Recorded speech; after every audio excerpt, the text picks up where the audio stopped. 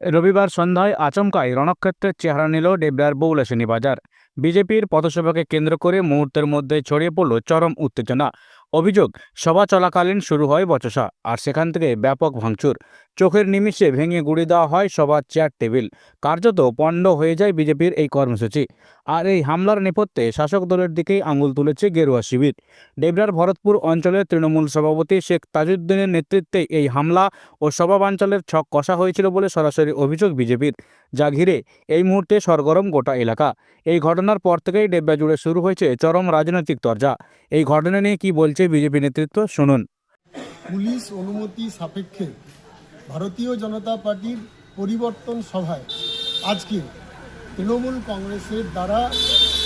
কংগ্রেসের নেতা হারমাদ তাজউদ্দিনের দ্বারা ভারতীয় জনতা পার্টির সভা এবং কর্মীরা আক্রান্ত হয়েছে। এরা গণতন্ত্রের কণ্ঠ রোধ করতে চাইছে। ভারতীয় জনতা পার্টির মণ্ডল সভাপতি সঞ্জয় ঘোড়াইয়ের উপর অতর্কিতে আক্রমণ এবং তিনি অসুস্থ। আমরা এর তীব্র প্রতিবাদ জানাচ্ছি এবং পুলিশ প্রশাসনকে যথাযথ দায়িত্ব নিয়ে বিরোধী রাজনৈতিক দলের পরিসরকে প্রসারিত করার অনুরোধ রাখছি প্রশাসনের কাছে।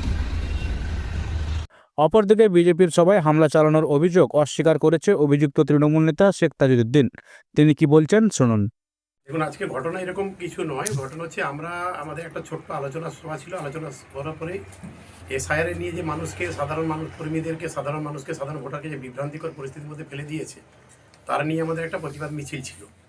আমরা যখন মিছিল নিয়ে আমাদের কর্মীদেরকে সঙ্গে নিয়ে, আমাদের সামনের দিকে মহিলা কর্মীরাও ছিল, আমরা মিছিল নিয়ে যখন ওইখানে পথ দিয়ে রাস্তার উপর দিয়ে যাচ্ছিলাম, এমন সময় বিজেপির একটা পথসভা চলছিল।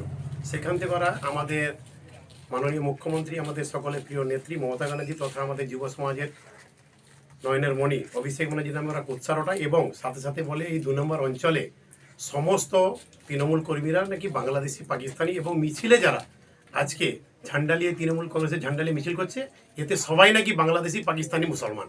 এই মিছিলে আমাদের এসটি এসসি সমাজের, জেনারেল, মাইনরিটি সবাই ছিলাম।